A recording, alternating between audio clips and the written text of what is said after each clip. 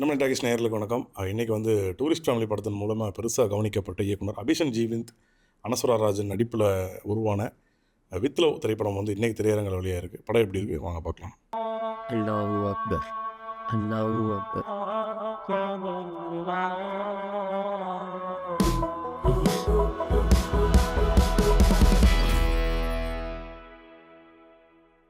With love படத்தில் டைட்டிலே வந்து ஒரு கதை சொல்கிறாங்க இல்லையா, காதலுடன் அப்படின்ற மாதிரி.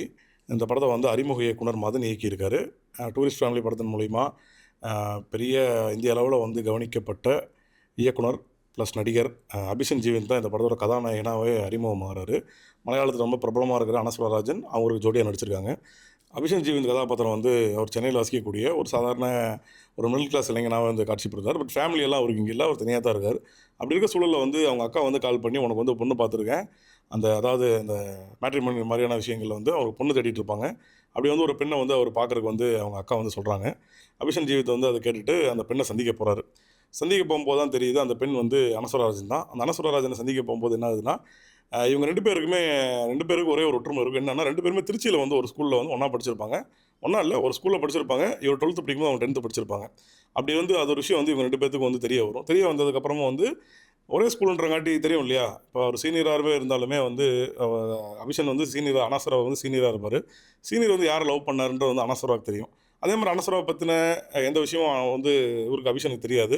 இப்படி இருக்க சூழலில் வந்து அனஸ்வரா வந்து ரொம்ப ஜாலியாக வந்து உங்கள் முதல் காதலை பற்றி சொல்லுங்கன்னு அபிஷன்ட்ட கேட்குறாங்க. அபிஷனும் வந்து தன் பள்ளி காலத்தில் வந்து என்ன நடந்துச்சு அப்படின்ற ஒரு விஷயத்த சொல்கிறாரு.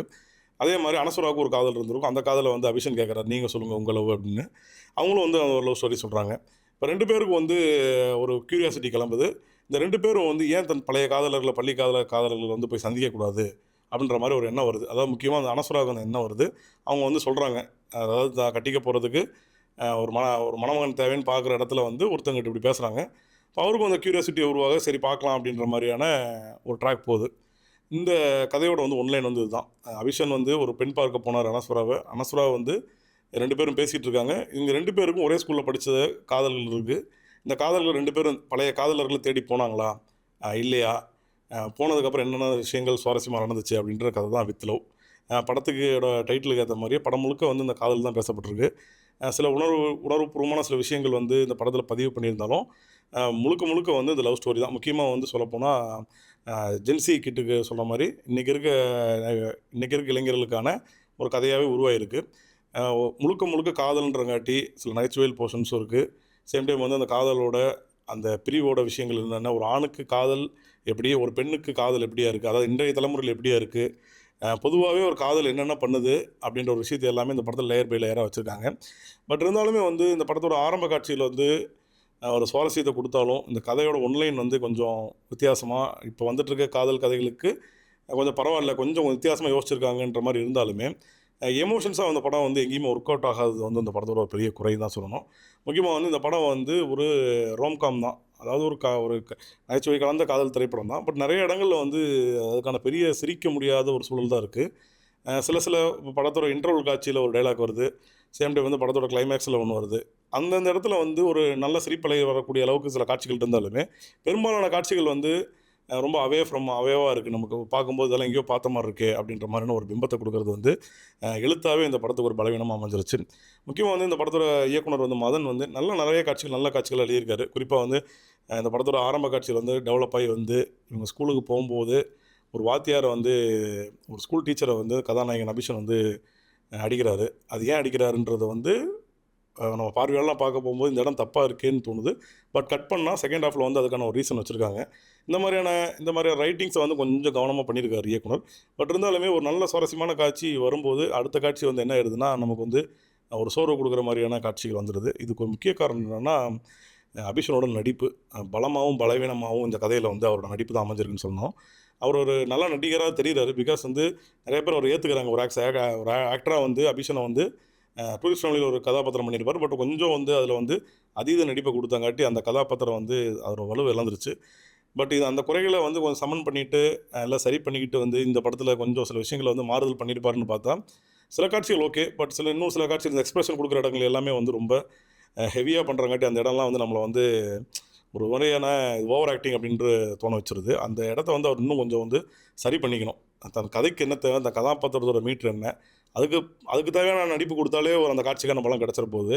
அது ரொம்ப நம்ம எக்ஸ்பிரஸ் பண்ணி அந்த எக்ஸ்பிரஸ் என்ன ஆயிடுதுன்னா, ஓரளவுக்கு அந்த கிரின்ச் அப்படின்ற அளவுக்கு போய் ஒரு கதைக்கும் பாதிப்பை செலுத்தி அந்த கதாபாத்திரத்தோட தன்மையும் வந்து டெஸ்ட்ராய் பண்ணிடுது. அதனால வந்து நடிப்பில் வந்து இந்த படம் வந்து பலமாகவும் அவரோட நடிப்பு இருந்திருக்கு, ப்ளஸ் பலவீனமாகவும் இருந்திருக்கு.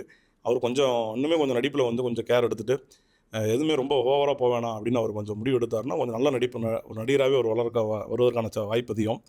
அனஸ்வரராஜன் சொல்ல வேண்டாம். அனஸ்வரா வந்து ஒரு ஒரு ஃபென்டாஸ்டிக்கான ஒரு நடிகைன்னு தான் சொல்லணும். ரேகா சித்திரம் பார்த்தவங்களுக்கு தெரியும் அவள் எப்படியாப்பட்ட ஒரு நடிகைன்னு. ஒரு சின்ன கதாபாத்திரமாக இருந்தாலும் அது எவ்வளோ திறம்பட நடிக்க முடியுமோ அவ்வளோ சூப்பராக பண்ணக்கூடிய அளவுக்கான ஒரு ஆள். பட் இந்த படத்தில் என்ன பண்ணியிருக்காங்கன்னா, அனஸ்வராவை வந்து அவங்களோட ஓன் வாய்ஸ்லேயே வந்து டப் பண்ணி வச்சுருக்காங்க. அதனால் வந்து மலையாளம் வெட்டி வெட்டி பார்க்குது. அது வந்து இந்த கதைக்கு வந்து அந்த கதாபாத்திரத்துக்கு கொஞ்சம் அவைவாயிருச்சு. மேபி அவங்க ஒரு மலையாளின்னு சொல்லி ஏதாவது ஒன்று பண்ணியிருந்தா கூட ஒன்றும் பெருசாக தெரிஞ்சிருக்காது. பட் எதுவுமே இல்லாமல் அவங்க ஒரு தமிழ் நடிகையாக தமிழ் கதாபாத்திரமாக இருக்கும்போது அந்த வாய்ஸ் அந்த மாடுலேஷன்ஸ் எல்லாமே வந்து கொஞ்சம் சிக்கலாக இருக்குது. முன்னாடியே சொன்ன மாதிரி இது ஒரு காதல் திரைப்படம் தான். ரொம்ப இன்றைக்கு இருக்க இளைஞர்கள்ட்ட அதாவது ஏதோ இல்லாமல் இந்த பிப்ரவரி காதலர் தினத்தை முன்னிட்டு தான் அந்த படமும் ரிலீஸ் ஆகுது. இன்றைக்கி ரிலீஸ் ஆகிறங்காட்டி அடுத்த வாரம் அந்த காதலர் தினத்தை முன்னிட்டு தான் படத்தை ரிலீஸ் பண்ணுறாங்க.